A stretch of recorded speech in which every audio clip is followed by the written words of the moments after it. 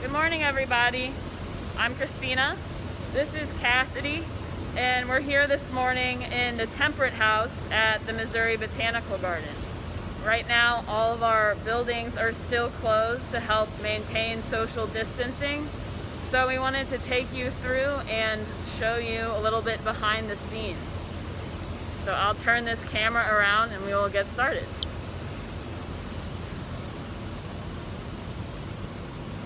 So down here, the first thing right at our feet are pitcher plants,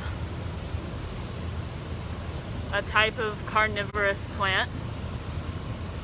And they catch the insects down in there. You can see the little sort of hairy prickles right there where the insects get caught and then fall down. And they have these pretty flowers that bloom up top. So this is kind of a feature of a lot of carnivorous plants, is the carnivorous part. The leaves is usually low to the ground, and then the flowers rise up on stalks. So that's common in Venus flytraps and sundews as well when they're in flower. And this whole little section of the Temperate House actually has a whole bunch of carnivorous plants. So there's some pitcher plants here, and we can go look at some Venus flytraps and sundews as well.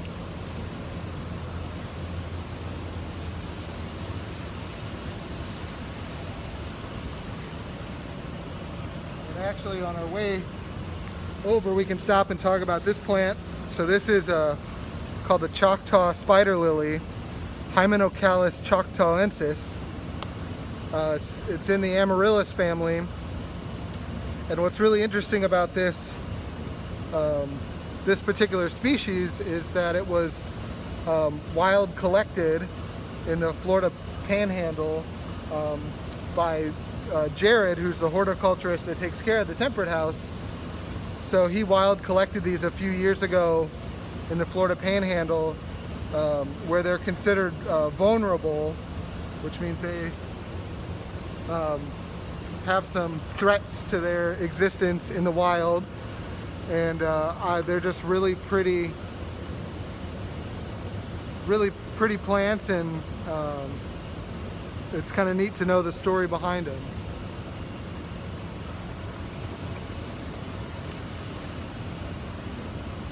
And then, so this area here has more pitcher plants and also sundews and bladderworts, so some other carnivorous plants.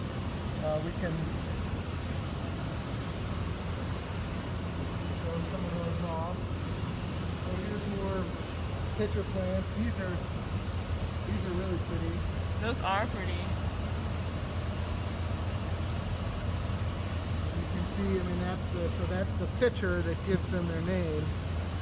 Is this shape here, and then right next to it over here are the Venus flytraps. Can't tell if any of these are enjoying a meal at the moment. And the way Venus flytraps work is that inside their leaves they have these tiny little hair triggers, and if an insect gets in there and touches the same hair twice, it triggers the leaves to close, and then the plant essentially eats the insect and gets its nutrients. So a lot of these carnivorous plants actually live in places where the soil is very nutrient poor, which is why they've developed this habit of eating insects for additional nutrients. So the Venus flytrap, one of the things I think is interesting about it is you see them like pretty commonly. You can go and buy one and have it as a house plant, but they're actually vulnerable in the wild. They only exist in a very small area in North and South Carolina in these coastal bogs. So even though they're super common and people are pretty aware of them, they're actually in their native habitat, they're under threat. So, but yeah, very cool. I love these margins that look like teeth here. Yeah. Don't eat me, little guy. A lot more Venus flytraps over here.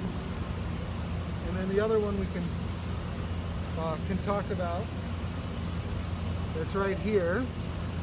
Oh, is this the... This is a sundew,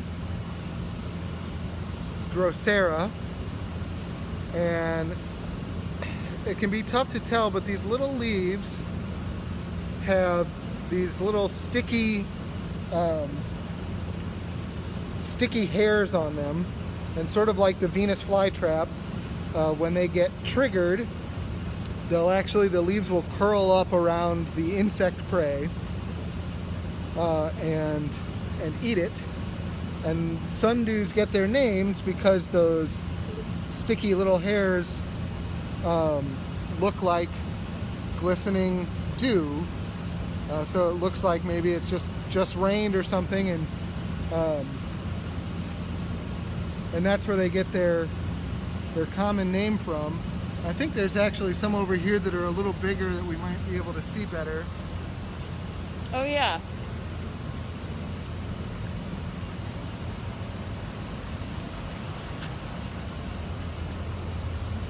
So yeah, so this is the Cape sundew from South Africa. A little bit bigger here, and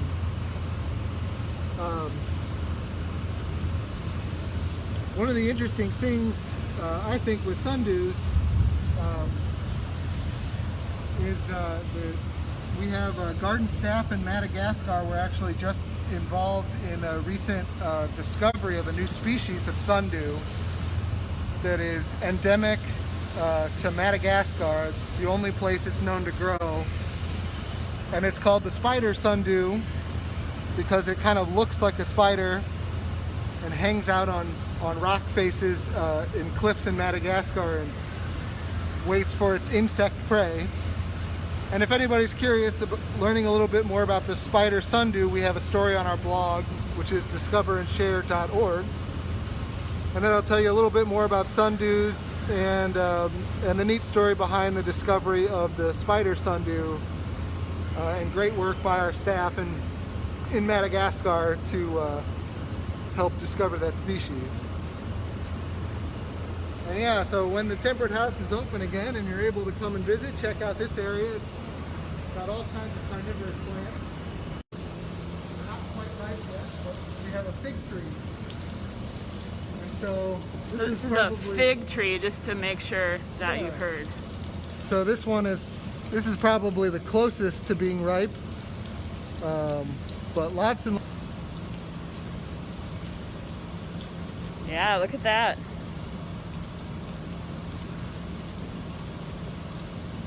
You can smell it too. Oh yeah. It smells really sweet. And you can actually grow fig trees in the St. Louis area. You just need to protect them from the cold in the winter. A lot of people do that by wrapping them in tarps or blankets. But we have some fig trees that grow outside in the Ottoman garden, and they make it through the winter. So it's something you can consider planting here.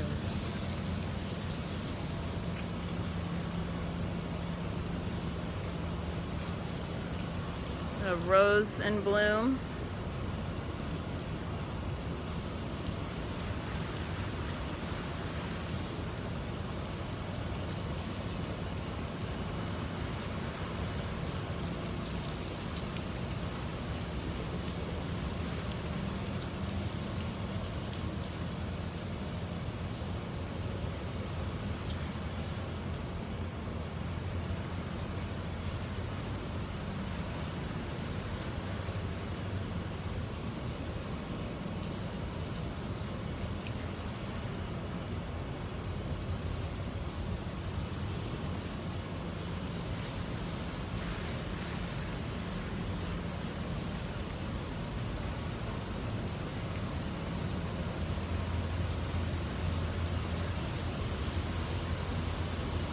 I say we go check out the Climatron. Yeah. It's another building that we know people haven't seen in a few months. We'll take in there. I think this is a weird site, Christina, because this is our Brookings Exploration Center, and normally the lights are down and it's full of little kids. Yeah. But because it's closed right now, obviously we've got the lights on, and No little kids either. but these still work. Oh, nice.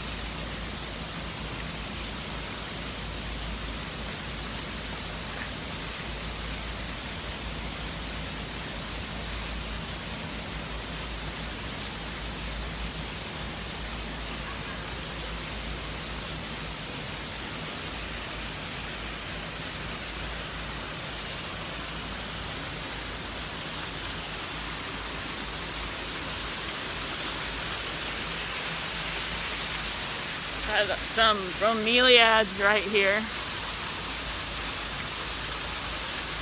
Adding a bit of color to all this lush green.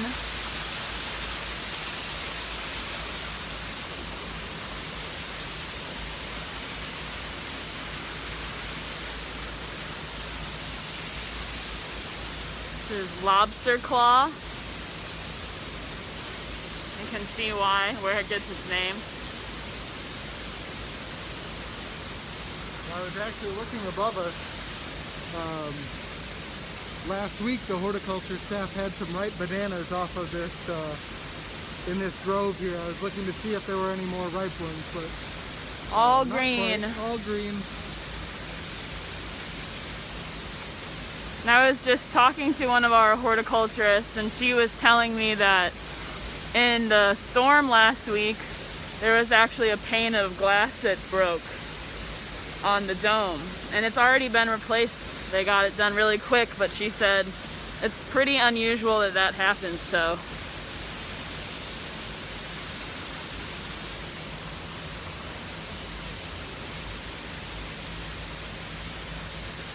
That pink plant is called Brazilian flume, Justicia carnea.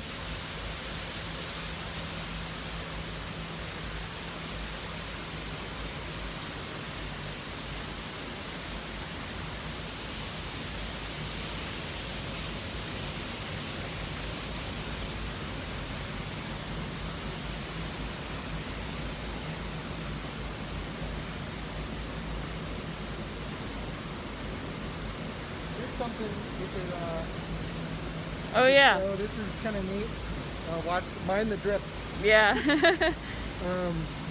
So this is a leaf of an Amorphophallus plant, Amorphophallus bulbiflor, commonly called the voodoo lily, but it's also a cousin, if you will, a botanical cousin of the corpse flower. So this is the leaf form that most Amorphophallus take. So they can be pretty easy to spot. And this is one single leaf that grows out of the ground. And this one, just like its bigger cousin, also stinks when it's in bloom, so luckily we found it in leaf. But it just has a real neat pattern and Yeah. very easy I love to that. spot. Yeah.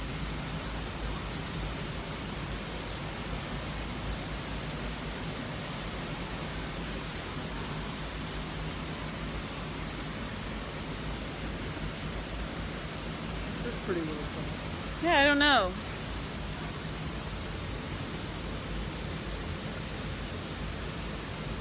Primulina is the genus. Spaticiformis. Wow. It's pretty.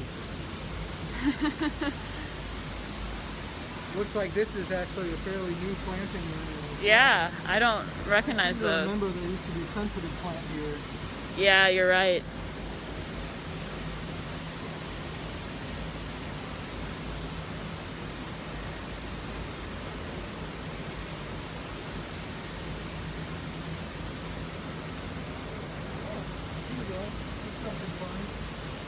Oh yeah, look at that. There's a big jackfruit up there in the canopy. Yeah, right here. You can see that's jackfruit. And that's actually fairly small. They can get twice that size pretty easily. Filled inside with yellow fruit that's actually really popular as a vegan substitute for meat. So people make pulled pork substitutes with jackfruit and things like that. Mm-hmm. Really tasty. Like jackfruit tacos you see pretty often. Over here are pineapples. More Anything fruiting? More bromeliads. I don't know that we have any baby pineapples at the moment, but well, in any case, it's cool to see that this is the plant that a pineapple would come from. yeah, and it actually will grow out of the center here.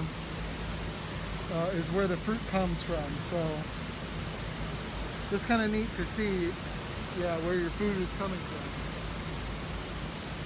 Back some orchids back there.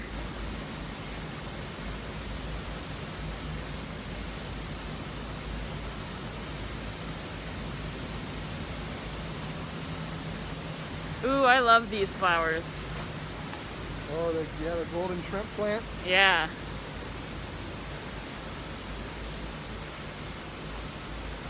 It's such a rich yellow.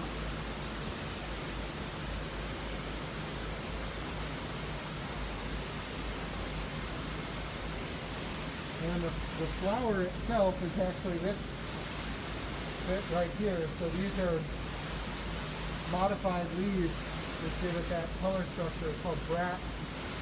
So you have these bright yellow bracts, and then the flower itself just comes out as you see in here.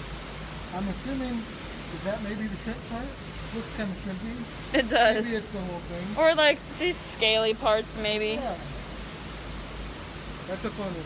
Yeah, it is.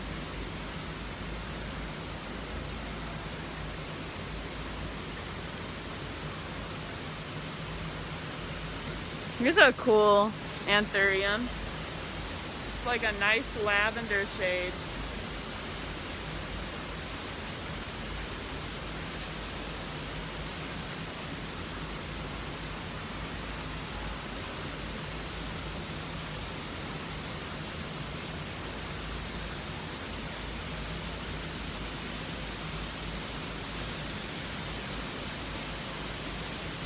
Ooh.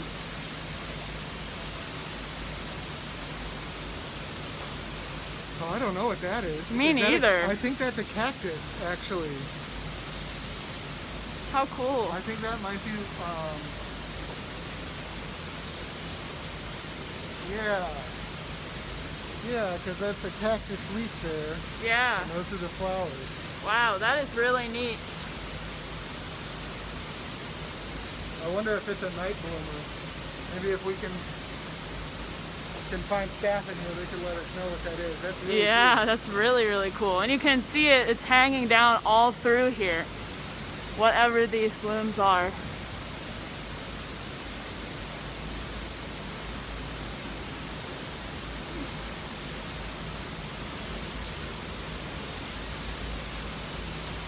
think this is neat. Oh yeah. It looks like it looks like somebody was peeling an ear of corn. Yeah. I think the common name for this is actually the Panama hat plant, although it is not from Panama. They use these big fronds for hat making, fibers for hat making. But it has these cool fruiting bodies. Yeah.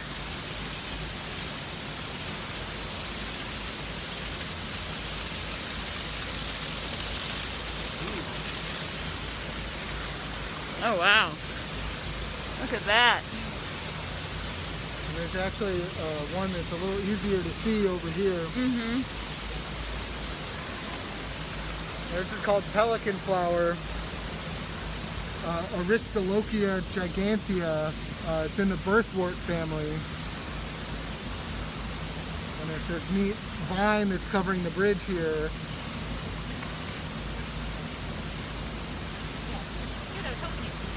Is that a cactus?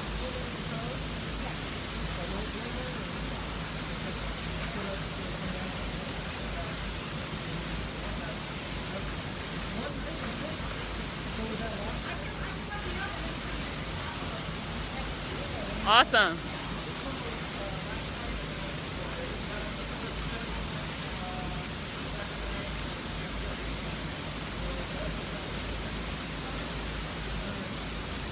So I know it's hard to hear in here over the waterfalls, everyone, so I'll repeat what they just said, which is that those blooms that were coming down from that overhead trellis are indeed from a cactus, and they bloom at night and only for one night. So we missed it. So we missed it, but at least we got to catch the end of it. And then right behind you, Christina, is a favorite. It's called a cubanola. I kind of like to think of it as the influencer plant. People love taking pictures with this when it's in flower in the Climatron.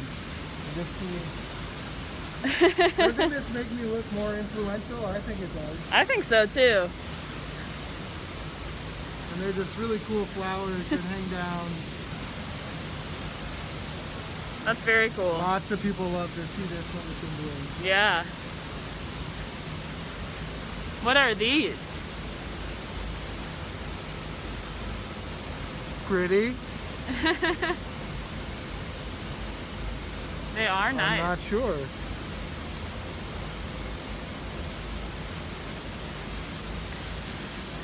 Got more bromeliads over here.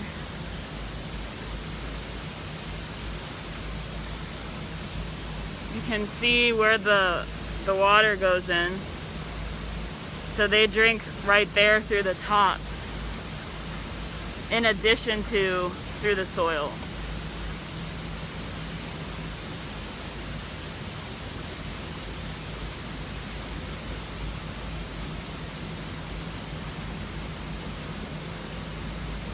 A few more orchids here. Oh yeah. It's been a while since we've done a tour of the Climatron, so I will mention that this is the Climatron's 60th birthday. Opened 60 years ago, and it's been a tropical escape for St. Louisans ever since.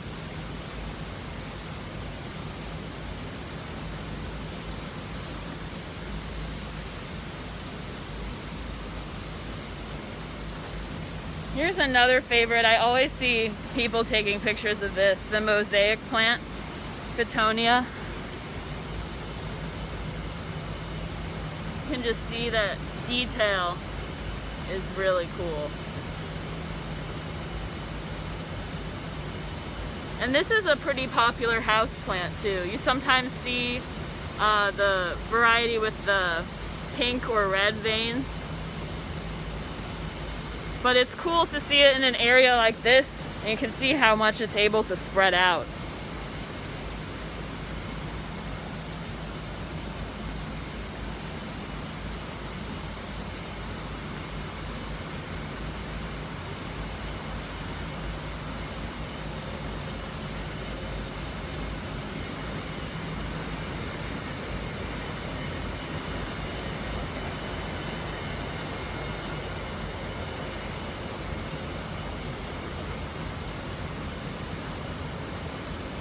Oh wow, look at all these little flowers.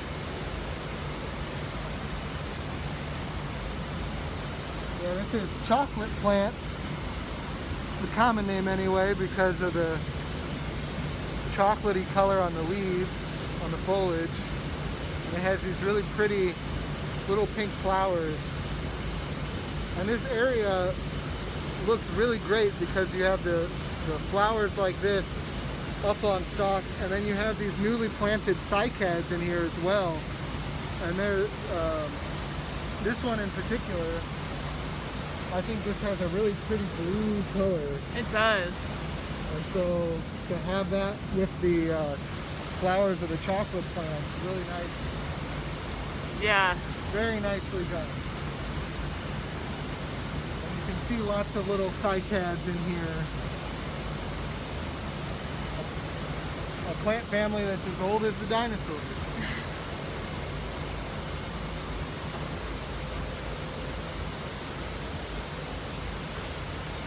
Here's a really huge one.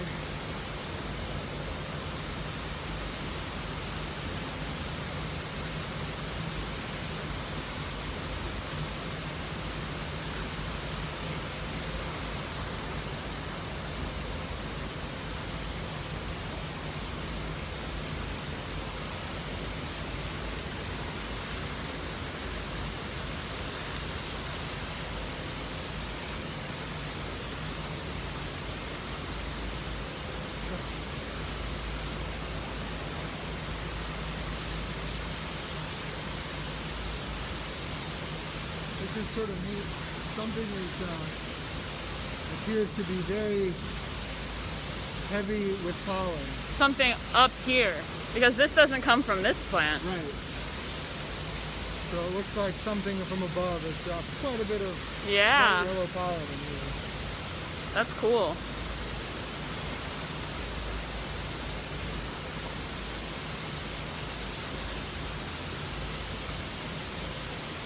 We started out talking about pitcher plants in the temperate house. Here's the tropical version of a pitcher plant, Nepenthes. Oh wow.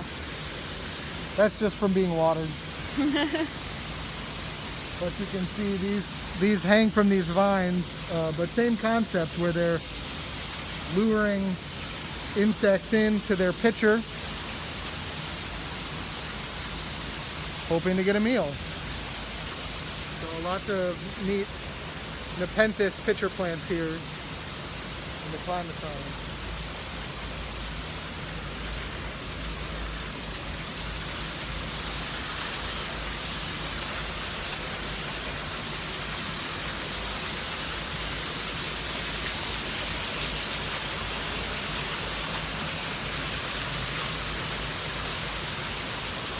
Here's more of these. Yeah, more of the tubanolas.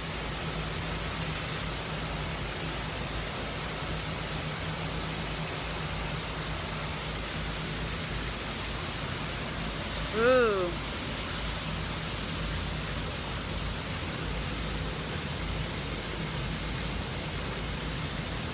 Looks like some kind of hibiscus. Yeah. Yeah, and it actually gives us kind of a neat point to illustrate, because we have this hibiscus, and some of the Missouri native hibiscus are also in bloom this time of year. You might see those out and about in parks, and we have some actually in the parking lot here at the Botanical Garden. And you have this tropical hibiscus here, and then over here, this is also a hibiscus. So this is Hibiscus schizopetalus. And you can see that same structure that we saw on the other hibiscus, but it has this really neat feature of its petals compared again to this one back over here. Yeah. So same genus, but very different forms. And again, Yeah. there are Missouri native plants as well that are hibiscus. Very cool. Yeah, and these are so like delicate The way that they hang down is very pretty. And I can tell you that in doing research for the Climatron 60th birthday, that we know that this is actually one of the plants that was original to the Climatron 60 years ago. Wow.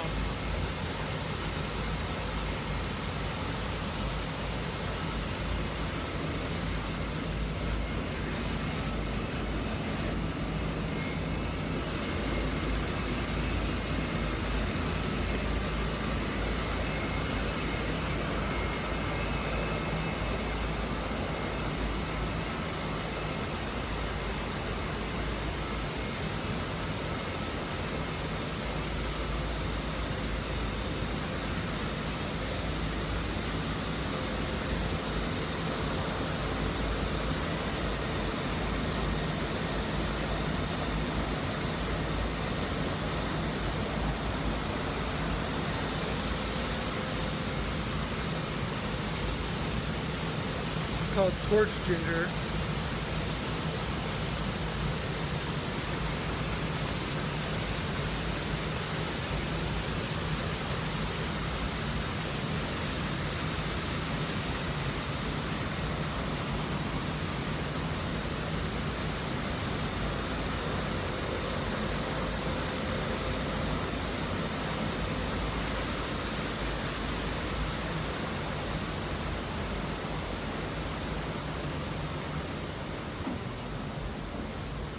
Oh wow. And if everybody's wondering why we were inside today, if you look out your own window, you can probably see this as well, but we wanted to stay a little bit drier. You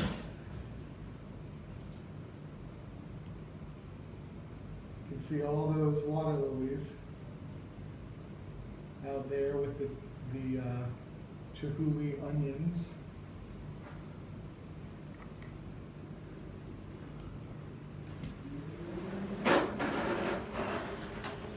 So we don't want to get the camera wet, so we'll have to end our tour here today at the end of our Climatron and Temperate House jaunt. But we'll just end here on this view of the central axis getting rained on. And I did want to mention, because I see some of you asking how to share this video with friends, that we do upload these to YouTube as well after the tour. So if you have friends who don't have Facebook, you should be able to find this video on YouTube later today on our virtual tours playlist. So with that, we will sign off and let you guys enjoy this view of the rain.